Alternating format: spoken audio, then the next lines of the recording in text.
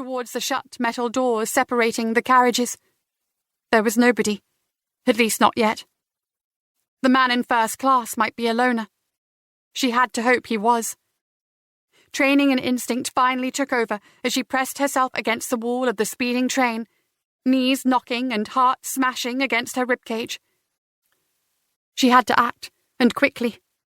She inhaled deeply and then reached for the door handle, tugged it downwards, and raced through the gap as the doors parted.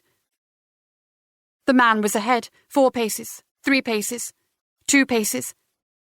She was within striking distance.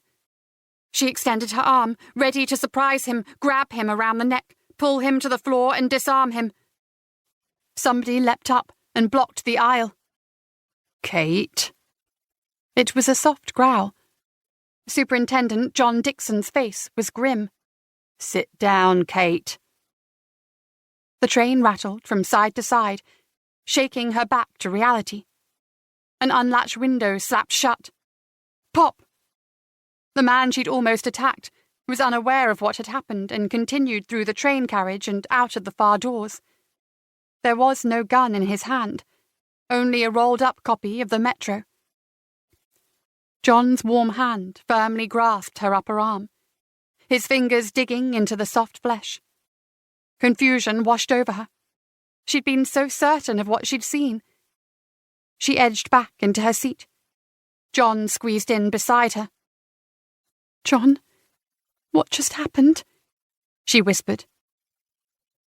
"You almost injured a member of the public, but you caught a lucky break. I was watching out for you. You've been jumping at shadows ever since, well, we don't need to discuss the matter. Not here." His voice drifted over her. She stared ahead, hands gripping the armrest, heart thumping solidly in her chest. What was the matter with her? She never got it wrong. "Kate, I'm saying this as a concerned colleague rather than your boss. Your reaction was understandable. You've been under an enormous amount of strain recently. But you can't keep pushing yourself. I know you were against taking too much time off in January and you threw yourself back into work against all advice. But this proves we're right to be worried about you. You should not be here." She stared at him. What did he mean? She'd proven herself competent, hadn't she? The incident 2 months ago had been traumatic, but she and other officers affected by it had taken some time off and attended the counselling offered at the time. This was a blip. The pills. It was most likely the pills that had made her jump to conclusions.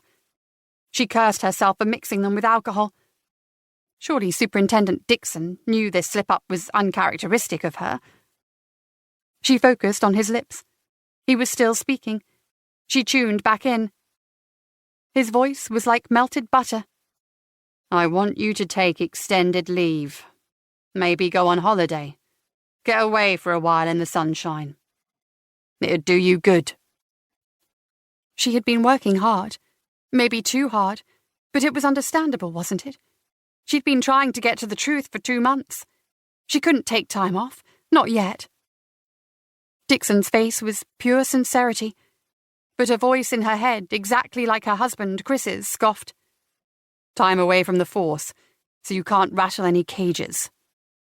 "I'm fine, just a little tired. The wine." "No, Kate. You need to take some proper time off. And that's an order."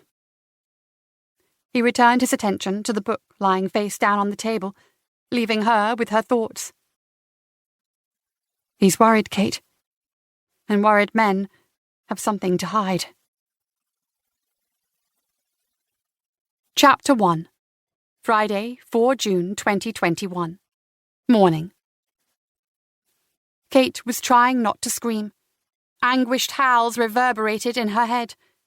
She scrabbled for sanity and found it hidden in the recesses of her mind.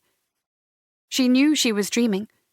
The same nightmare she'd had almost every night for the last 2 months. She would wake up. She had to ride it out, control it like Dr. Franklin had told her. Part of your brain will comprehend you're experiencing a nightmare, no matter how real it feels, and your mind will protect you. Let your consciousness assimilate.